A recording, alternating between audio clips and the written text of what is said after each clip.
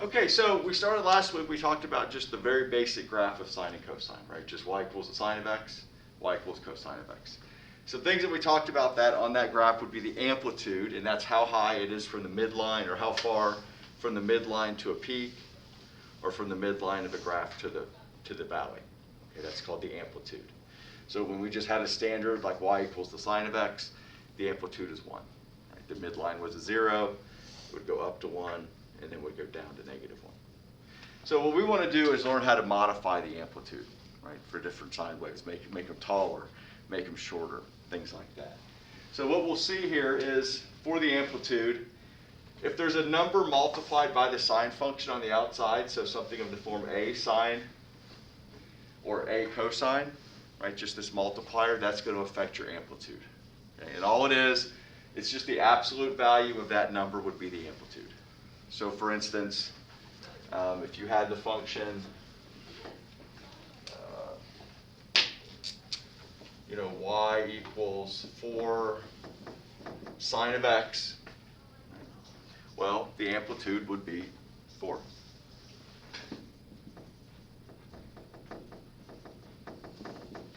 Right, if you had y equals -1/3 cosine of x, right, here we have a -1/3 being multiplied. Now, if you notice, the amplitude is the absolute value, so it's always going to be positive. So in this case, it would be the amplitude for this function would be +1/3. Right? Meaning at the midline, it would go up 1/3 of a unit from there, and it would go down 1/3 of a unit from there. Okay. The other quantity we want to look at modifying today is the period of the function. If we think back to Friday, when we did that, we would graph, if you had y equals the sine of x, we know that that looked like 0, 1, 0, -1, 0. We had this graph. That would be one period. So if it's starting at the midline, it's going to have to go up to the high point, down, back through the midline to the low point, and then back to here. Then we know its behavior is going to start repeating. Right? We have a periodic function. We're going to get more of these, but that would be one period. Okay, so our standard y equals sine of x has a period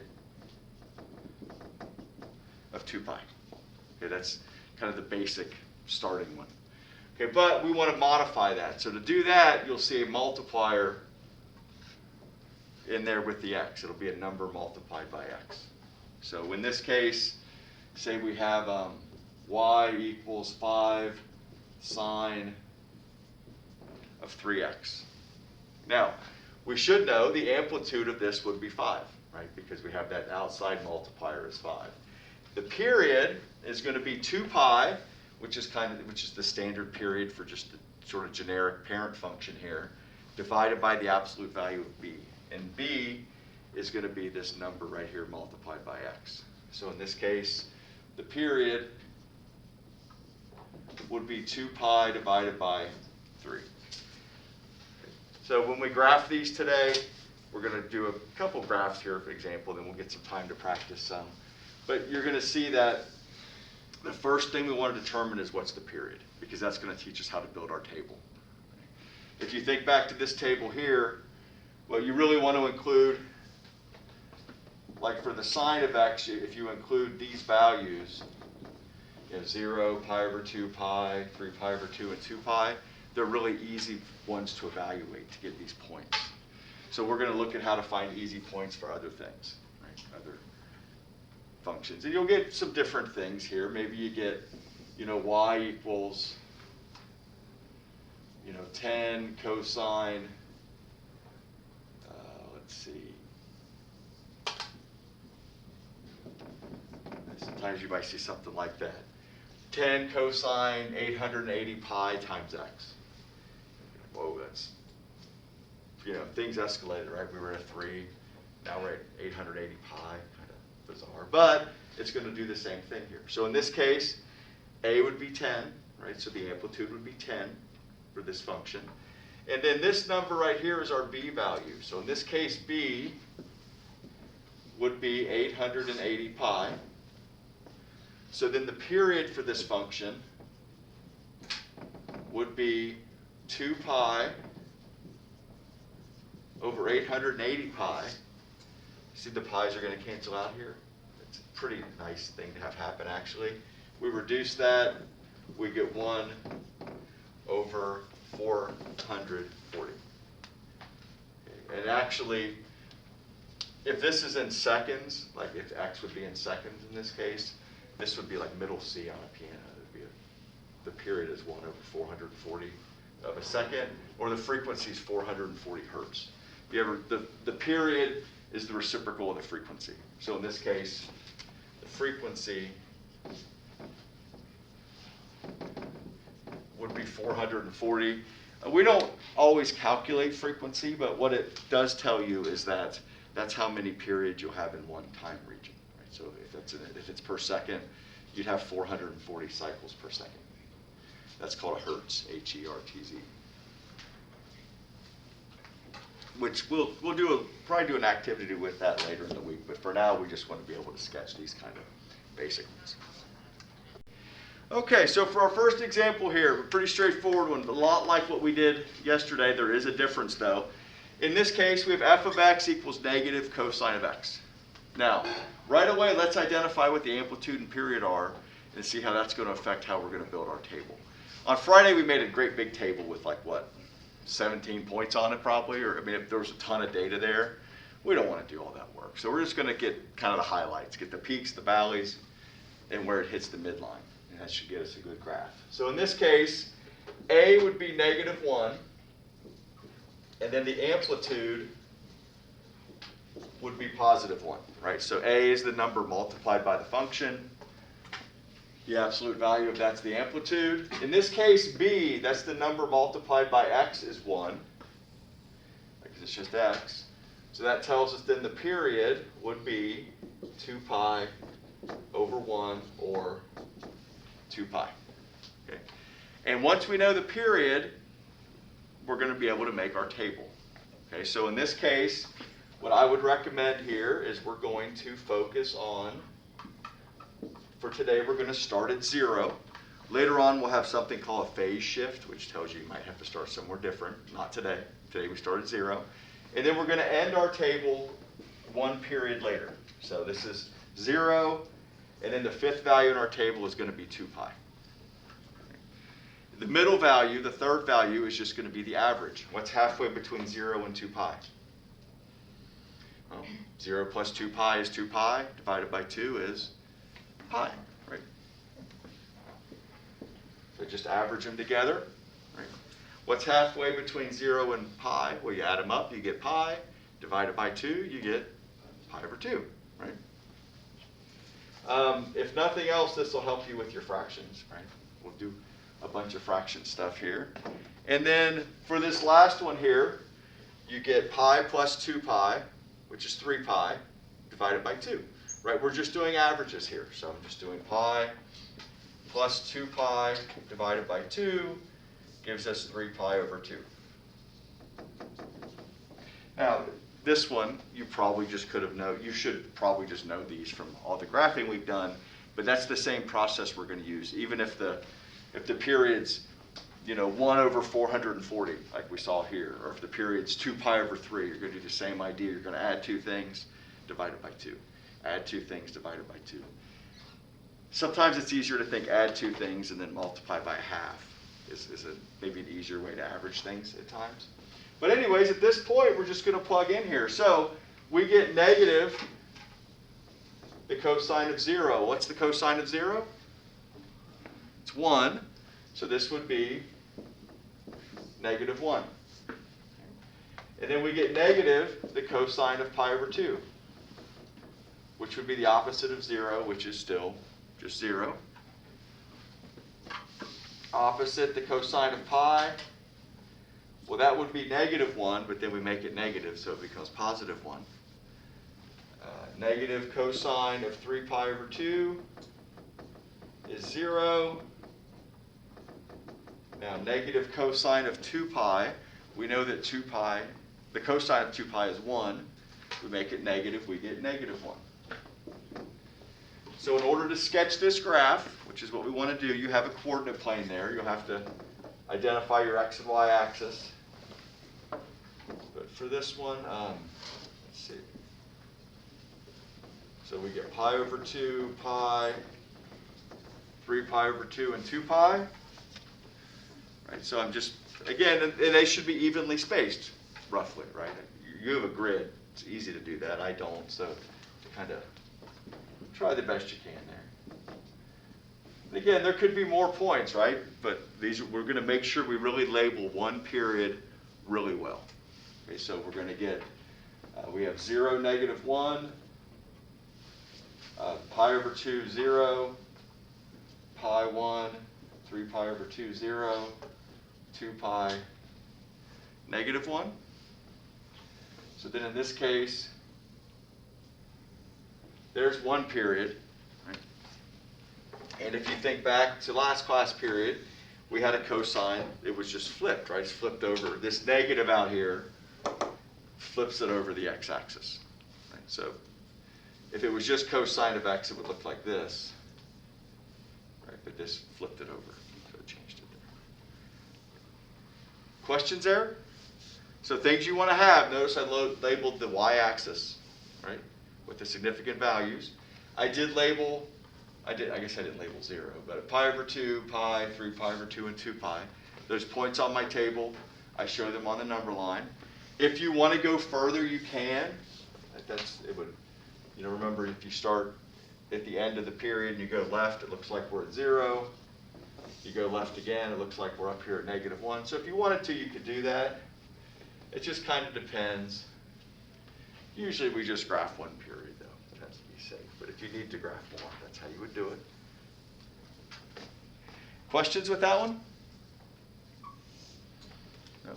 Okay, let's go ahead and jump ahead to a little bit more maybe interesting one here on the paper. Let's go ahead and look on the back of this page. I guess that's a little more interesting. We have g of x equals the cosine of 3x.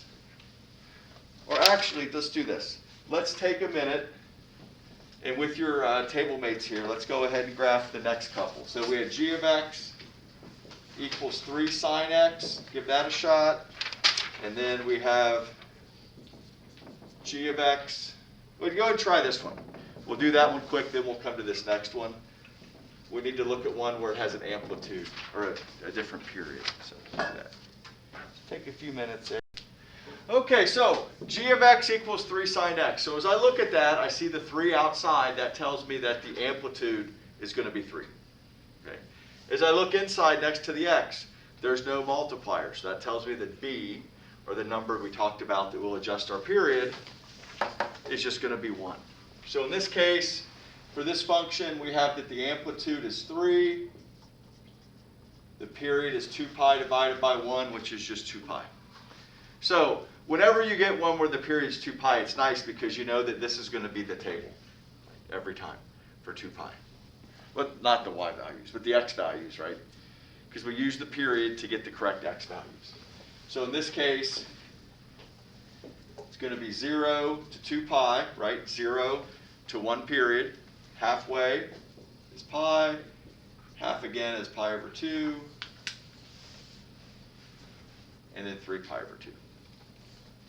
So then with this one, if we plug these in, you're still just doing the sine values, which we should know.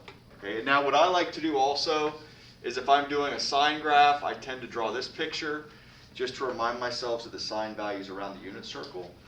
I know the sine of 0 is 0, and then 1, and then 0, and then -1. I really like to make that little picture. It helps me a bunch. So here, when it's 3 times the sine of 0, write these out here.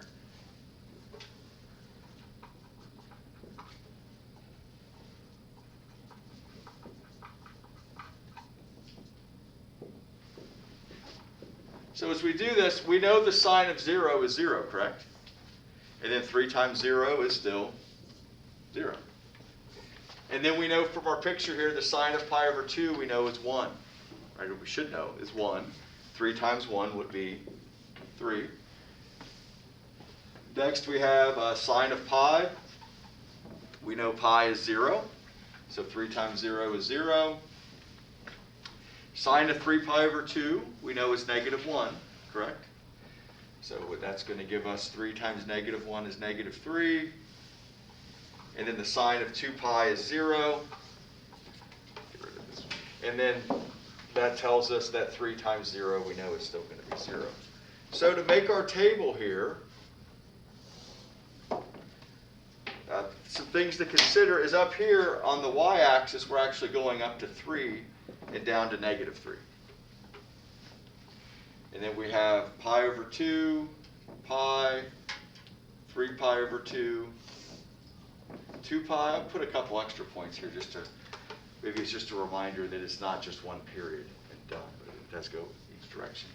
So 0, 0, pi over 2, 3, and then pi 0, 3 pi over 2, negative 3, and then 2 pi. So that's one period. Now if I want to go and put a little more, let's see if I go out here, that would put it up here at 3. If I want to go over 1, that would put it down here at negative 3. But remember, each of the minimums and each of the maximums, the curve flattens out. So if we're going to draw from here, we do flat, flat again, here.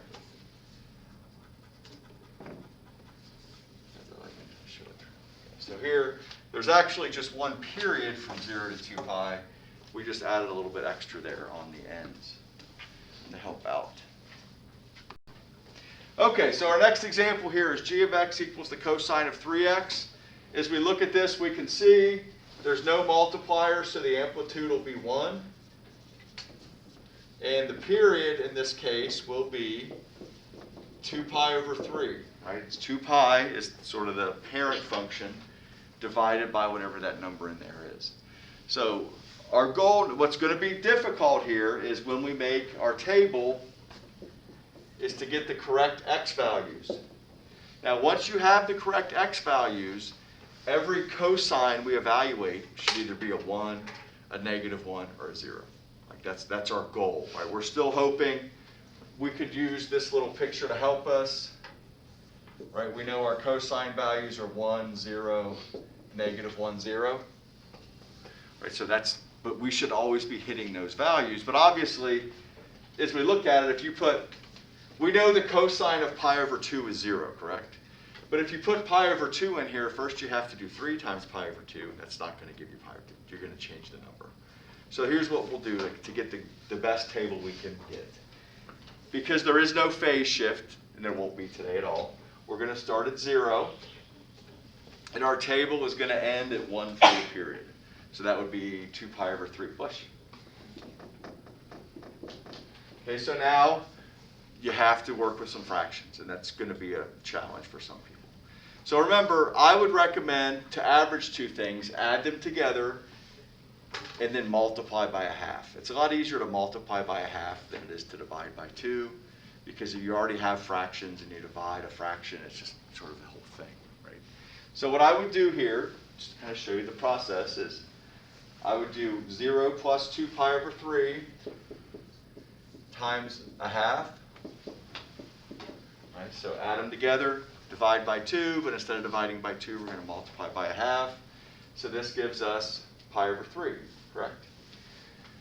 2 pi over 3 times a half gives you 2 pi over 3. Now you might have been able to see that one too. Kind of look there. Now for the next one, we'll do 1/2, 0 plus pi over 3, which gives us pi over 6. Right?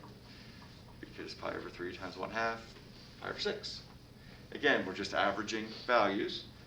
And then the last one here is 1/2 pi over 3 plus 2 pi over 3. Let's see, that gives us 3 pi over 3, which is just pi, right? 1/2 times pi is pi over 2. So again, they do happen to be x values that we actually could find trig ratios for, but if we did it correctly, we're still going to just find these points when we plug the numbers in and evaluate it. So what I mean by that is, as we work through this, for the first one, you're going to do the cosine of 3 times 0. Right? Now you have to simplify inside the cosine first, then evaluate the cosine. So the cosine of 3 times 0, that's just the cosine of 0, which we know is equal to 1. Kind of an easy one there. But let's do pi over 6. So you get the cosine of 3 times pi over 6. Well, 3 times pi over 6, 3 pi over 6, which is just pi over 2, correct? So again, we're going to get the cosine of pi over 2. We know the cosine of pi over 2 is 0.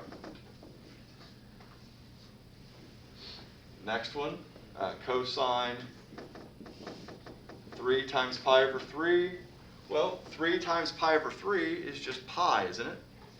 So that's the cosine of pi, which is -1. Right over there. Here we get the cosine of 3 times pi over 2, which is the cosine of 3 pi over 2, which is 0.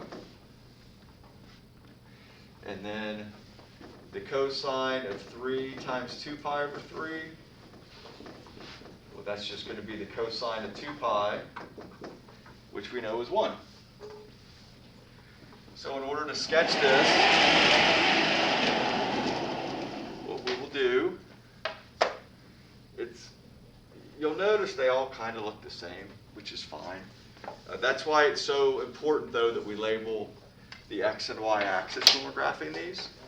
Right? So we know that we're going to go up to 1 and down to -1. Right? We still have 0 as a point. Now we have pi over 6, pi over 3, pi over 2, and 2 pi over 3. Again, we have to get those x's on this graph before we graph it. Does that follow for everybody? If you don't label it, it's wrong, right? Because they're all sine and cosine curves. They're all the same. We have to differentiate them. So here, 0, 1, pi over 6, 0, here, there.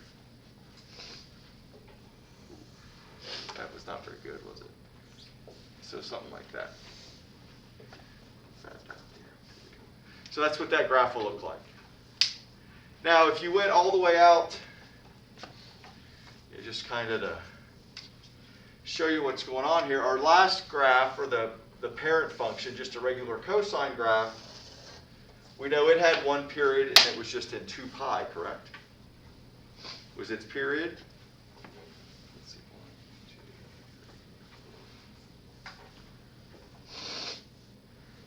Let's see how we do this over here.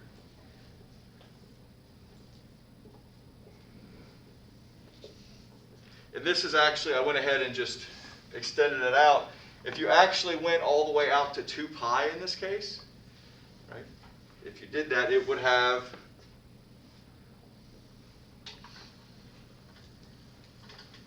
sorry, that was not my best graphing. But if you'll notice, my point being is that for this we have one period here,